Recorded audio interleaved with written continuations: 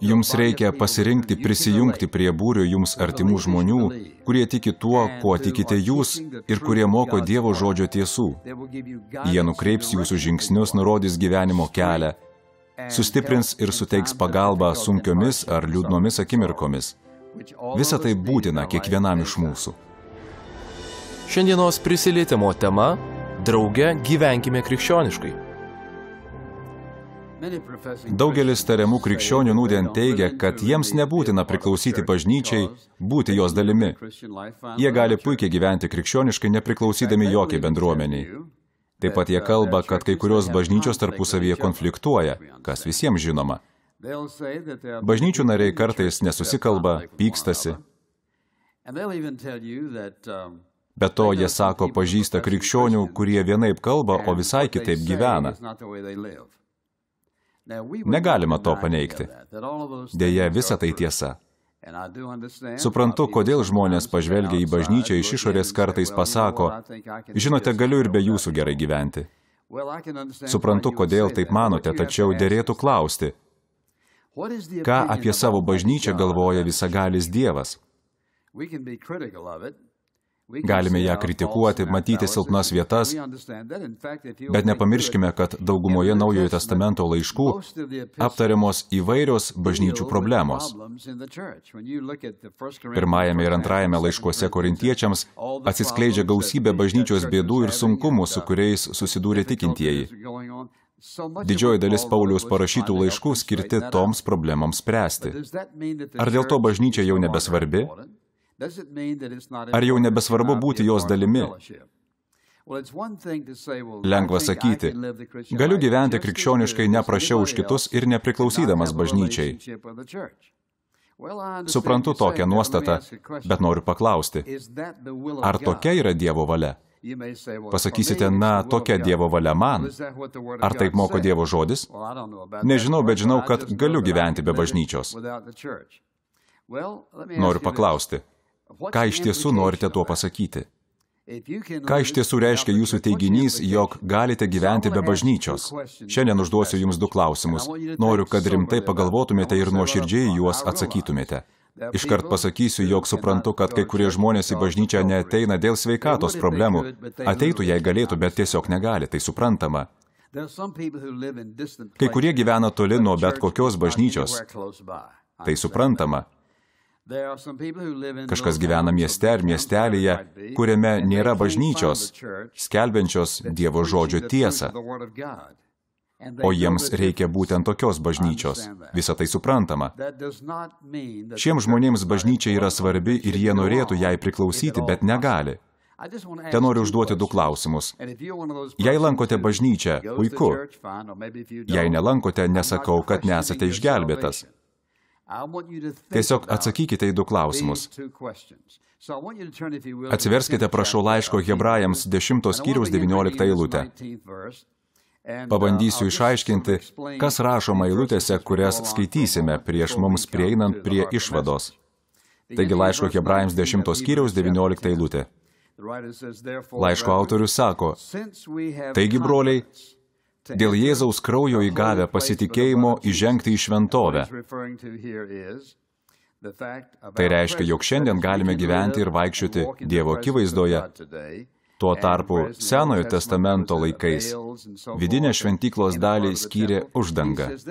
Taigi, broliai, dėl Jėzaus kraujo įgavę pasitikėjimo įžengti į šventovę nauju ir gyvu keliu, jo atvertų mums pro uždangą, tai yra per jo kūną, kai Kristus mirė ant kryžiaus, uždanga perplyšo nuo viršaus iki apačios ir buvo atvertas kelias, kuriuo kiekvienas gali ateiti pas Dievą per Jėzų Kristų, jo sūnų.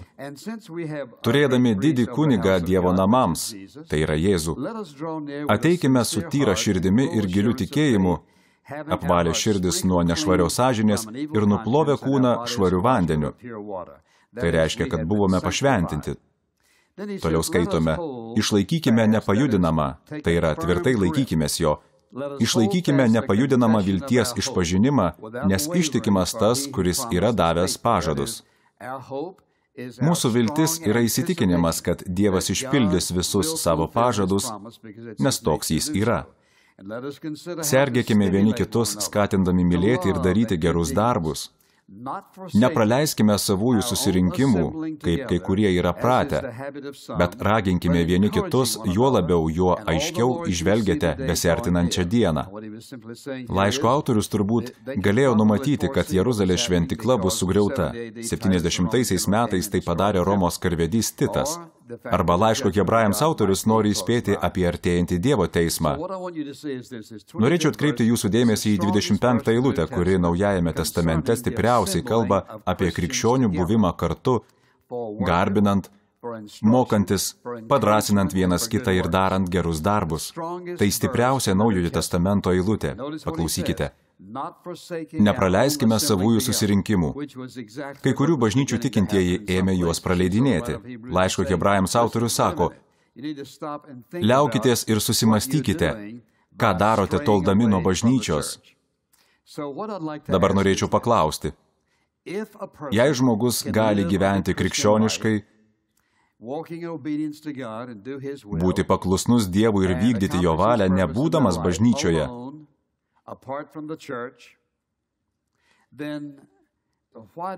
kam tada Jėzus įkūrė bažnyčią? Jei žmogus gali gyventi be bažnyčios, kam jis ją įkūrė? Evangelijos pagal Matą 16 skyriuje skaitome, jog kalbėdamasi su savo mokiniais, Jėzus sakė, ko žmonės mane laiko? Petras atsakė, tu esi Mesijas, gyvojo Dievo sūnus. Jėzus sutiko su Petru ir pridūrė, ant tos uolos aš pastatysiu savo bažnyčią. Kristaus kūnas nestatomas ant žmogaus. Jo pamatas yra Dievo sūnus. Tu esi Mesijas, gyvojo Dievo sūnus. Jėzus sakė, ant šio pamato. Ant kokio pamato? Ant to, kad Jėzus yra Mesijas, Dievo sūnus, pasaulio gelbėtojas, vienintelė žmonių viltis. Ši tiesa sudaro Jėzaus bažnyčios pamatą. Jei suvoksime, kad bažnyčia pastatyta ant Jėzaus Kristaus asmens, suprasime, kodėl šėtonas taip stengiasi, kad žmonės tikėtų, jog Jėzus nėra Dievo sūnus, jog yra daug kelių pas Dievą. Galima pasirinkti bet kurią pasaulio religiją. Pagalvokite, Jėzus pasakė, kad įkurs bažnyčią, kurios pragaro vartai neįveiks. Amžiams bėgant buvo atsiradę daug visokių izmų, kurie greitai užmiršti, o bažnyčia visame pasaulyje auga. Kodėl? Nes tai Kristaus, o ne žmonių bažnyčia. Tai ne denominacija. Dievas nesukūrė denominacijų. Žmonės labai trikdo visokios denominacijos. Tiesiog užmirškite jas. Susiraskite bažnyčią, kurioje pamokslaujama ir mokoma Dievo žodžio. Svarbu ne denominacija. Laiško romiečiams 12 skyriuje skaitome, kad bažnyčia yra Kristaus kūnas. Tai reiškia, jog palikęs mus ir pakilęs į dangų, Jėzus paliko savo sekėjus žemėje kaip gyvą fizinį kūną. Mes esame Kristaus kūnas. Dabar jis veikia mūsų rankomis, mato mūsų akimis, girdi mūsų ausimis, darbuojasi per mus. Bažnyčia yra jo kūnas. Kalbėdamas apie bažnyčią, omenyje turiu ne tik didelę jungtinę tikinčiųjų bendruomenę visame pasaulyje, vienijančią kinų, japonų, vokiečių, amerikiečių, brazilų ir kitų šalių tikinčiuosius. Kalbu ir apie vietinės bažnyčias. Pažvelkite į laiškus Galatams, Kolosiečiams, Efeziečiams ir kitus. Jie skirti konkrečių vietų žmonėms. Jei žmogus gali būti geras krikščionis, gyventi dievotai, savo gyvenime vykdyti Dievo valią, suprasti Dievo žodį nesusitikdamas su kitais tikinčiaisiais, kodėl Dievas liepia nepalikti savo susirinkimo? Jis sako neapleisti savo susirinkimų, vadinasi, tai labai svarbu.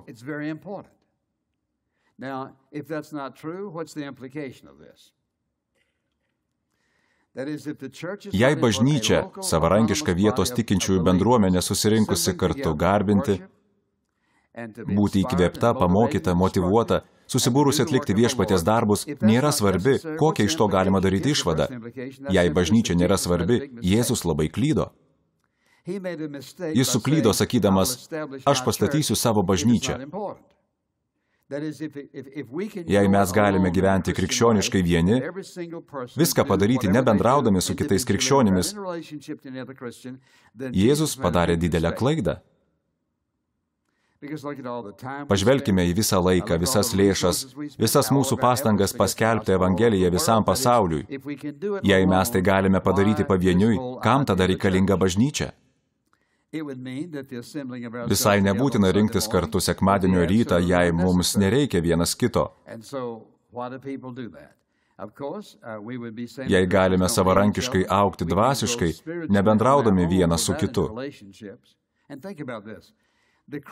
Tačiau visas krikščioniškas gyvenimas sukasi apie santykius su Kristumi ir su kitais.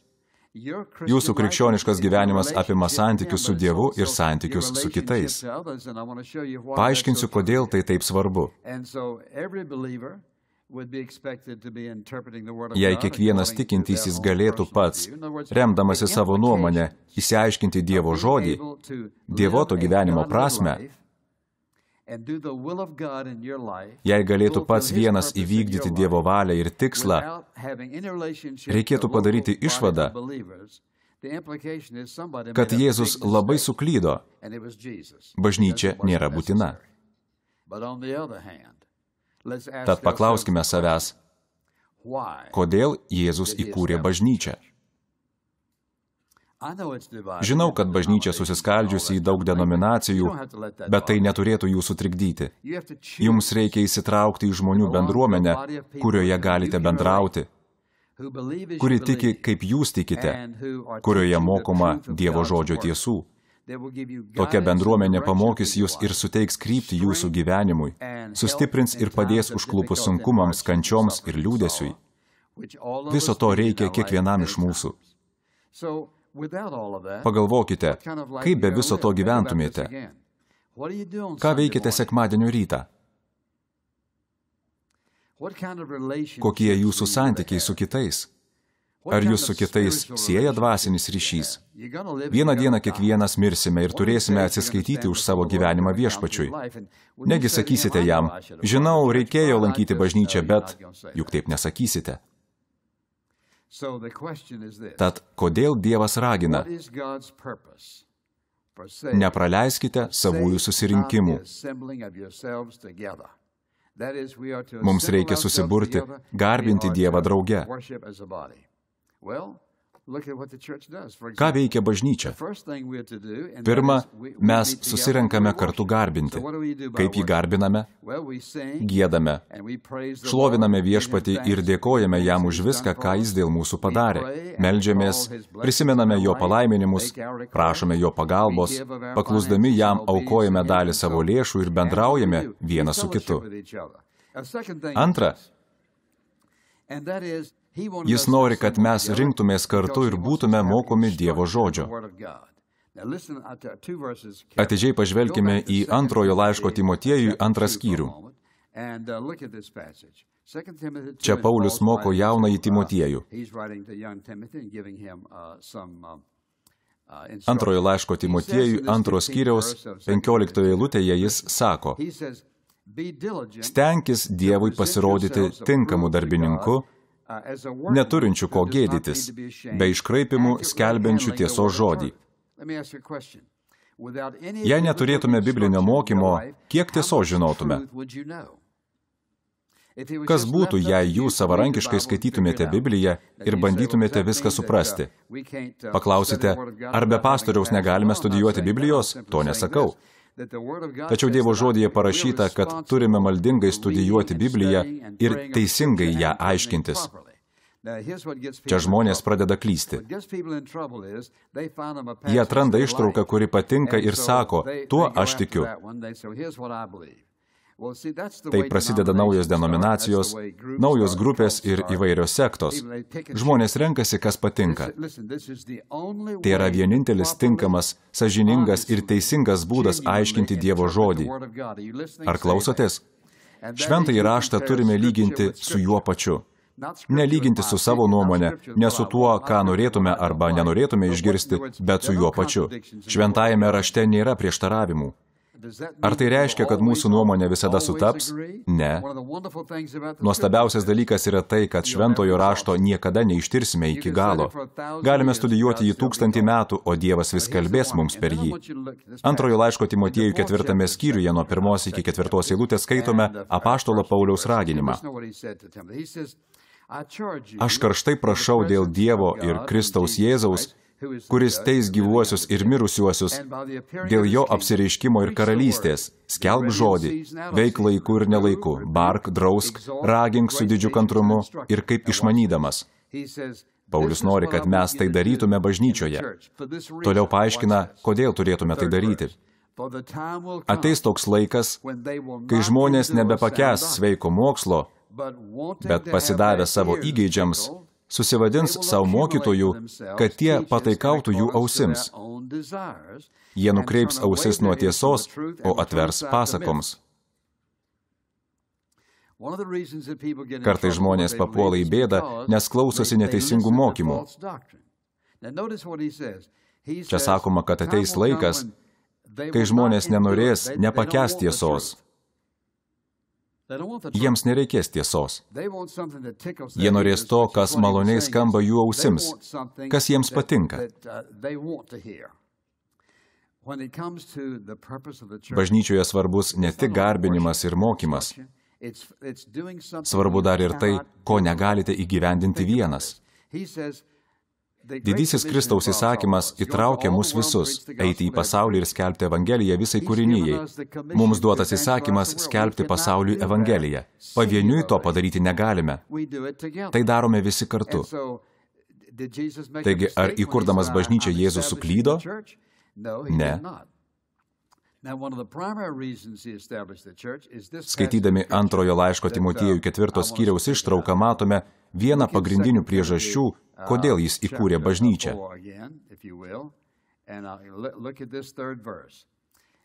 Čia sakoma, ateis toks laikas, kai žmonės nebepakęs sveiko mokslo, bet pasidavę savo įgeidžiams, susivadins savo mokytojų, kad tie pataikautų jų ausims.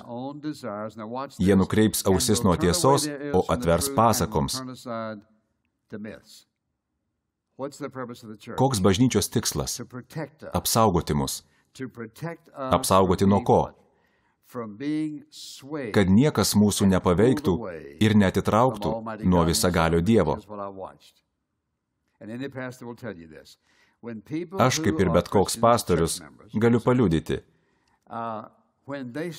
Kai žmogus pradeda vis rečiau lankytis bažnyčioje,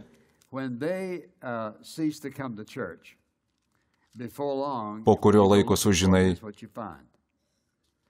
kad jis nutolo ne tik nuo bažnyčios, bet ir nuo Dievo.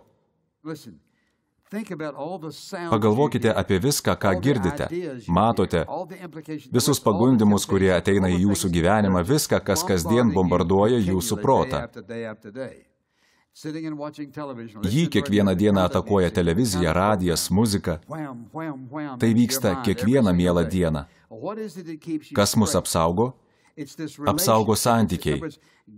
Tai yra Dievo sukurta bažnyčia.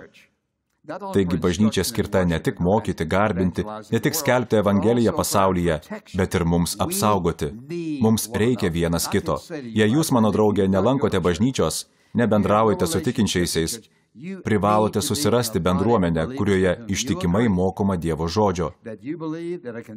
To reikia jūsų pačių apsaugai. Kaip manote, kam skirtos dvasinės dovanos? Dievas suteikė skirtingas dovanas. Vieniems organizavimo, kitiems skatinimo, tretiems gailestingumo, dar kitiems davimo, pranašavimo. Visa tai dvasios dovanos.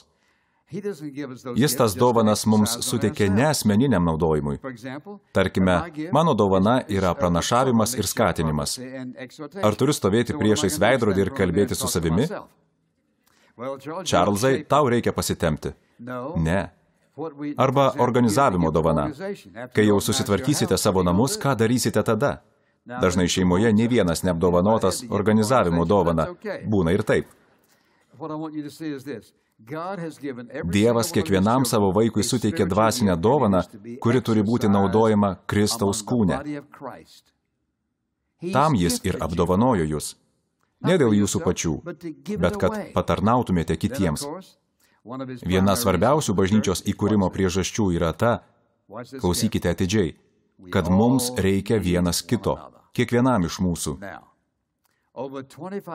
Naujajame testamente apaštalas Paulius 25 kartus kalba apie mūsų santykius vienas su kitu. Perskaitysiu kelias ištraukas. Paklausykite, ką jis sako. Visų pirma, mums sakoma, mylėkite vienas kitą, statydinkite vienas kitą, atleiskite vienas kitam, priimkite vienas kitą, padrąsinkite, patarnaukite, būkite kantrūs vienas su kitu, pasišventę vienas kitam, įspėkite vienas kitą, guoskite, drąsinkite, išpažinkite nuodėmes vienas kitam. Bažnyčia – tai santykiai. Liepdamas neapleisti savo susirinkimų,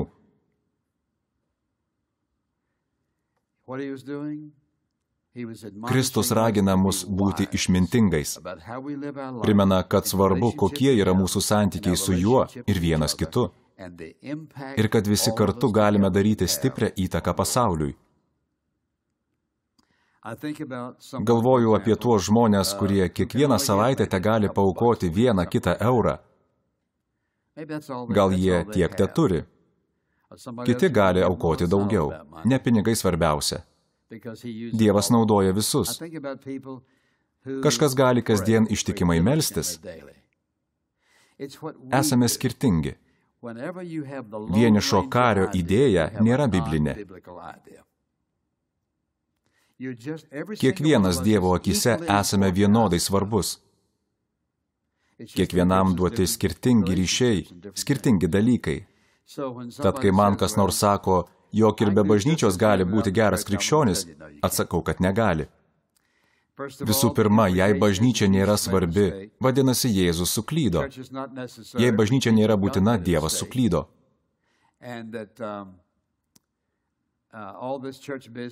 Gal jūs tiesiog nesusimąstėte, ką mes veikiame bažnyčioje?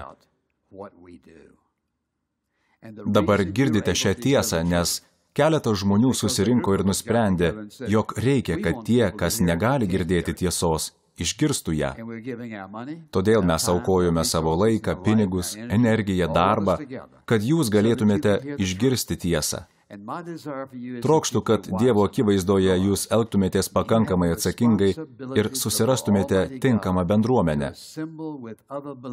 kurioje galėtumėte kartu garbinti, mokytis Dievo žodžio tiesų, padrąsinti vienas kitą. Susiraskite bendruomenę, kurioje galėtumėte atlikti tą darbą, kuriam Dievas jūs pašaukė per bendrystę su juo. Jei mąstote kitaip, teigiate, jog įkurdamas bažnyčią Jėzus suklydo, kad bažnyčia tik žmogaus įsteigta organizacija, bet taip nėra. Gal jūs nesate tikintis ir niekada nebuvote bažnyčios nariu, kas visiškai suprantama. Visų pirma, turite pripažinti, jog esate nusidėjėlis, atskirtas nuo visagalio Dievo. Jei šiandien mirtumėte, amžiams pražūtumėte. Bet Dievo meilė jums buvo parodyta per Jėzaus mirtį ant kryžiaus. Jis mirė dėl jūsų nuodėmių. Jis sumokėjo už jūsų nuodėmes. Jis nori atleisti jums, apvalyti jūs ir dovanoti naują pradžią. Jėzus nori pakeisti jūsų gyvenimą.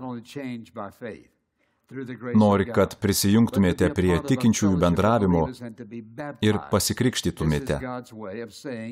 Paskelbkite pasauliui, kad mirėte senajam gyvenimo būdui, mirėte savo, o prisikėlėte gyventi naują gyvenimą.